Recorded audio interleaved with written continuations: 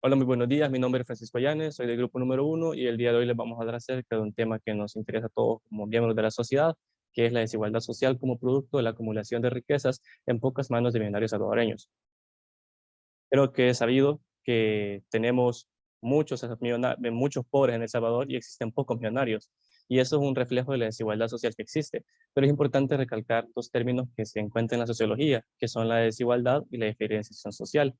La diferenciación social corresponde a que se toman en cuenta todos los caracteres psicológicos, culturales y las circunstancias que ha vivido cada uno de los individuos de la sociedad. Y eso es lo que los hace diferentes a todos los demás. Y en la desigualdad social vemos que hay una distribución desigual de oportunidades y recursos dentro de la sociedad. Y esta distribución desigual de recursos provoca que haya un grupo minoritario más beneficiado y que tengan mayor acceso a escuelas, a educación, a salud, y que este tipo de oportunidades les favorezca en el futuro y tengan mejores oportunidades económicas y por ende sociales. Y esto provoca que se encuentre una desigualdad económica en nuestro país. Para cifras que tenemos más recientes de 2015, 160 millones de salvadoreños que acumulaban alrededor de 21.000 millones de dólares en El Salvador vivían en El Salvador. Y obviamente 160 millones, 160 personas es mucho menos que los 6 millones de personas que somos. Entonces ahí podemos ver que hay personas que tienen mucho más dinero y son pocas, ¿verdad? Y luego podemos ver que la única forma en la que el gobierno puede frenar que esas personas se aprovechen de las personas pobres es por medio de la política fiscal, que son los mecanismos como los impuestos que hacen que estas personas retribuyan el dinero que obtienen hacia el Estado. Pero lastimosamente tenemos un problema en nuestra sociedad, que es que estas personas al tener poder económico también tienen poder político. Entonces lo que han logrado es que ninguna de las políticas fiscales que se hagan les afecte.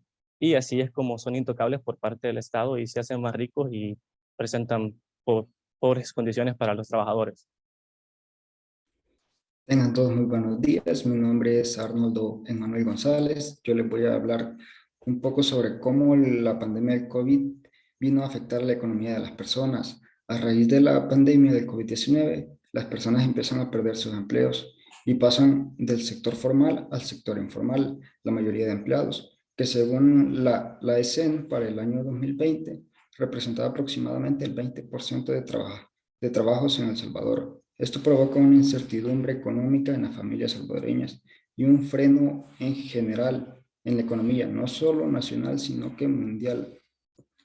Las empresas empiezan a quebrar y las familias se empiezan a quedar sin empleo. Creo que lastimosamente todos nosotros conocemos a alguien que a raíz de la pandemia perdió su empleo o la empresa donde trabajaba quedó en quiebra y hasta la fecha no se ha podido recuperar de esa quiebra. Eh,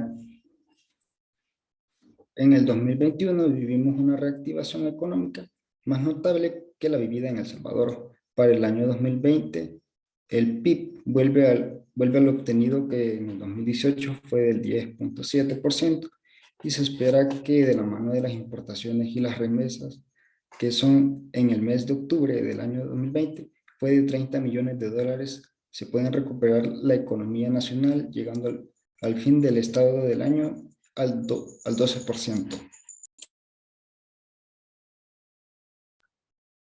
Buenos días, mi nombre es Isaac Leonardo Merino Flores y a continuación les hablaré sobre un indicador fundamental, el cual refleja las desigualdades económicas en la sociedad salvadoreña, como lo son las clases sociales, que son una forma de diferenciación o estratificación social, basándose en la división social por medio de criterios, ya sean económicos o sociales.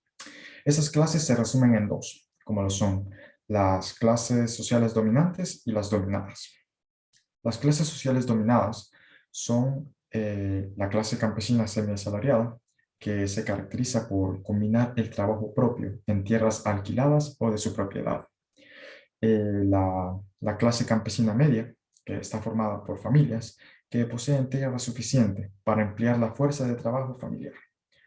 Luego tenemos la clase marginada urbana, que está formada por familias que no tienen un trabajo asalariado y su supervivencia, bueno, ellos están en búsqueda de de su supervivencia, no tienen un trabajo fijo. Luego tenemos la clase media urbana, que aquí se encuentran todos los empleados de empresas privadas y de instituciones públicas. Y por último tenemos la clase migrante en el extranjero, que Esta, como bien lo dice, son los ciudadanos salvadoreños que migran hacia el extranjero para buscar unas nuevas oportunidades laborales mejores que las que les ofrece el país.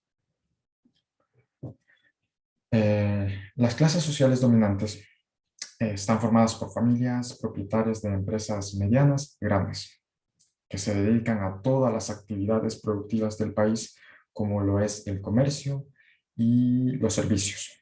Dentro de las clases sociales dominantes tenemos la clase oligárquica emergente, que son los propietarios mayoritarios de empresas bancarias, financieras, grandes almacenes y restaurantes de gran prestigio.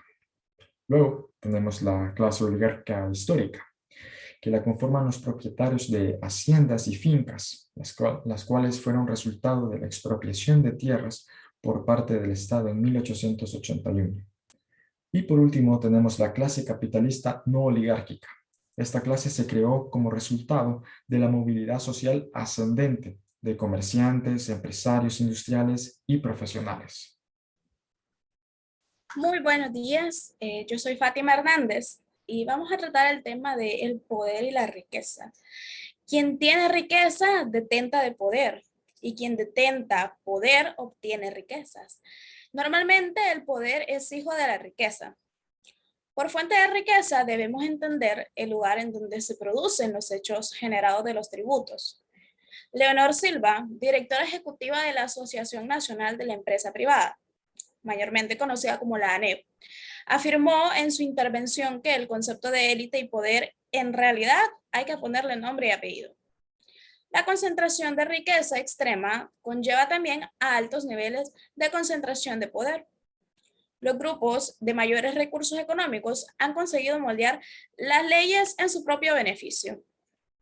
La riqueza de un país se define como el conjunto de bienes con que cuenta para satisfacer las necesidades, obviamente, de su población. En otras palabras, el volumen de producción total del país. Concepto que postuló la escuela clásica a la cual perteneció el reconocido Adam Smith. Vamos a tocar el tema de los millonarios salvadoreños. En este caso, hemos colocado en la lámina los 6 más sobresalientes acá en nuestro país. Iniciando con Roberto Crip, que es un empresario salvadoreño y es el mayor accionista minoritario de Avianca Holdings, fundador y miembro de la Junta de la aerolínea de bajo costo Volaris. Javier Simán es abogado y fue presidente de la Asociación Salvadoreña de Industriales desde el año 2010 a 2017. También fue directivo de la Asociación Nacional de la Empresa Privada desde el año 2010 hasta 2018.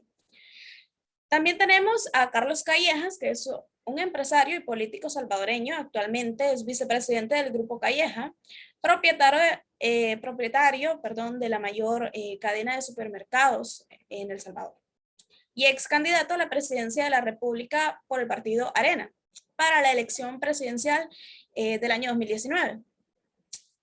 También tenemos a Ricardo Poma, que es un empresario reconocido por su asociación con el conglomerado como Grupo Poma. Y vamos a continuar con Nayib Bukele, un político y empresario salvadoreño que es actualmente, como todos lo sabemos, el presidente de la República de nuestro país, El Salvador. Él ganó con el partido Gana desde el año 2019, desde el 1 de junio. Agradecemos mucho su atención prestada durante el desarrollo de este tema tan importante.